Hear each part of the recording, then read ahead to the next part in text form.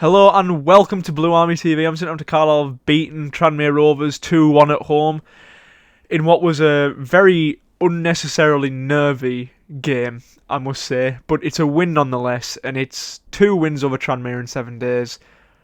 And you love to see it because, we needed to get back to winning ways. We have done over the 2 games. We're now back into the playoffs and we're in the second round of the FA Cup.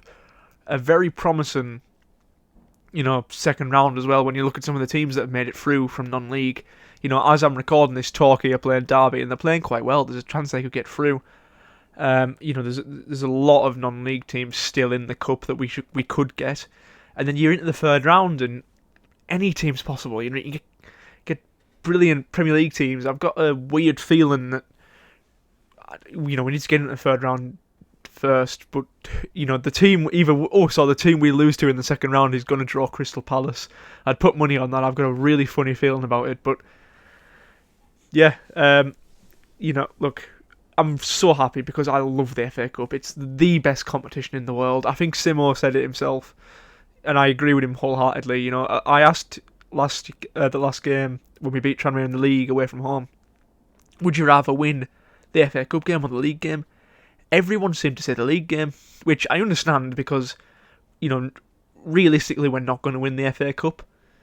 League 2 teams just don't do that. But, and we're still in a very good position in the league, so league 3 points would maybe be a little bit more worth it. But the FA Cup for me it's magical, and I want to be in the second round, and I do value that a lot more than 3 points.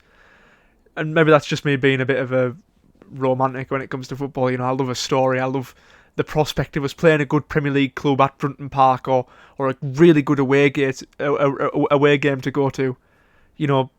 I love that, and that's what I think football's all about for me. Or even just a really obscure away ground in the National League, or like in National League North or something like that we can go to.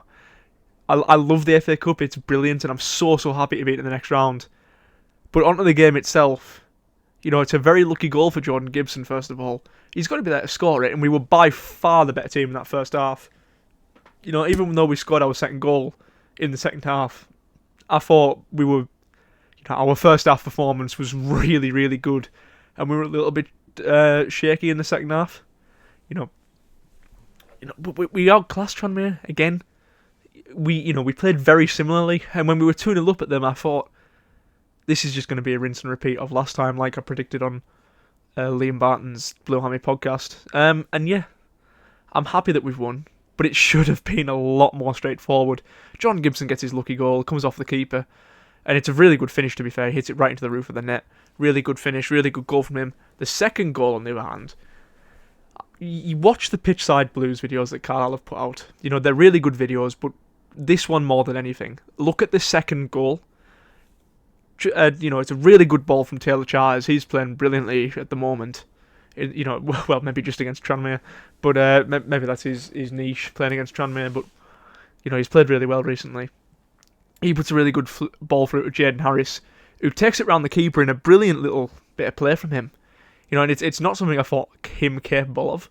He shows them bits of brilliance, like I said in the last video, but he hasn't really had the end product, which he did show today. And he taps it in. And Semeyu comes sliding in. He brings the ball in with his hand. And it should be a Jaden Harris goal by the letter of the law, because it's on target when he hits it, and it comes off Semeyu to go in. But because it's on target and it would have rolled in had Semeyu not been there, it goes down as his goal. But Semeyu brings it in with his hand, and then he flicks it out. He saves it. It's already gone over the line, thankfully, but he flicks it out with his hand.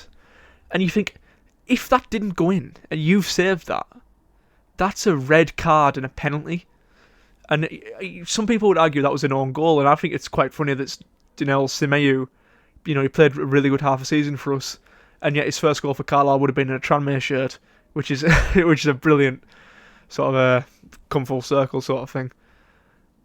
But yeah, I thought it was really funny. He probably should have been sent off for that, to be honest, but didn't matter in the end. And then Carlisle make it so much more difficult for themselves by just falling asleep on a free kick. It's an easy thing to avoid that. I think it's Callum Guy, but I'm not gonna really put the blame on one in particular player because the whole team did it. They fall asleep on that free kick. They think the game's already won. It's not. Tranmere get a goal back, and it's really nervy after that. Thomas Hawley makes a save, but he pats it right into the onto the head of an oncoming Tranmere attacker. It's the second goal of the game that's come off the keeper.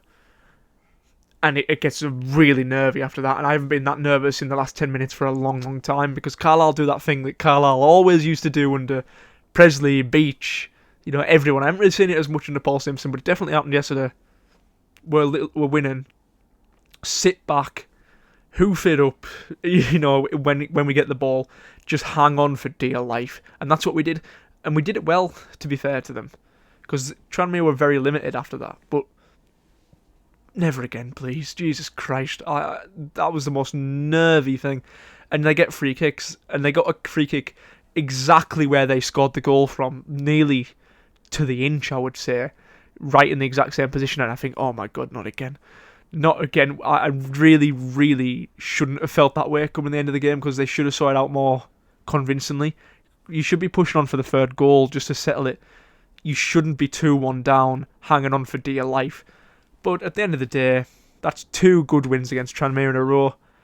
And we're in really good form, and it's such a good team. Some of the football in the first half was absolutely unreal. And something I want to speak about again, that I spoke about last week, that Cumbrian 4 of Moxon, Ellis, Charters, Huntington. It's so integral, because there's that picture that, as I said last week, the club and the News and Star and everything, everybody is saying, they're milking that picture for all it's worth, as they should. Them 4 standing together clapping the fans. It's such a good, sort of meaningful picture of these Cumbrian guys all, applauding the fans, and the fans absolutely loving it. Because that's, they're homegrown players. They've all been involved in the youth academy. Taylor Charters and Jack Ellis a little bit more directly coming into the first team from that. Owen Moxon was released and has obviously come back. Paul Huntington, I don't think, played for the youth academy, but he's from the city itself. They're all Cumbrian, and they're all playing for the Cumbrians. And it's something we've missed so much in past seasons. But, one of the biggest issues under Stephen Presley was that we had no homegrown players even in the squad at times. Like, we would show up to games, no Cumbrian players on the bench, no Cumbrian players in the starting 11, and that was a bit of an issue, I always thought, because it created that disconnect between the fans and the players. But we've got that connection between the fans and the players now, and it's brilliant to see, and all 4 of them are playing absolutely brilliantly. Jack Ellis got man of the match, Paul Huntington put in a man of the match level performance, Taylor Charters got the assist for the goal, Moxon was his usual brilliant self, and you've got 4 players there all playing really well, creating a good spine to the team. I remember it came into my mind when Joe Silva came off and Taylor Charters went up front. You've got that spine of the centre-back, midfielder and striker all being, that Cumbrian spine in the team. And obviously Taylor Charters he's not going to play that position for going forward. I need something I need to speak about as well, because we were left with only a really not fit Toby Shaw-Silva as our only striker yesterday. And that's concerning, but we do have Ryan Edmondson to come back. Shaw-Silva is going to get more match fit, and then we're just waiting. I think Dennis had a knock, I hope. Paul Simpson said he would be back for Saturday, so we're back up to 3 strikers there. Nick Bilardo as well, you could argue. Then we're just waiting for Patrick coming back and Stretton. But yeah, having one striker who isn't really match fit be our only striker available, and you're having to put a youth lad on for the second half, it was a bit of a worry, but we still won regardless. And Toby Shaw-Silva, he was a nuisance up front. I absolutely love Toby Shaw-Silva. He's such an awkward player to play against, and that's not an insult. That's a real big a big compliment to Toby, because he must be so difficult to play against, because I don't think he knows what he's going to do next. Never mind the opposition. He's just awkward, he's physical, he doesn't give them a moment's peace. And he just must be so difficult to try and tackle, because he's really good at that, like, holding players off while he takes a shot.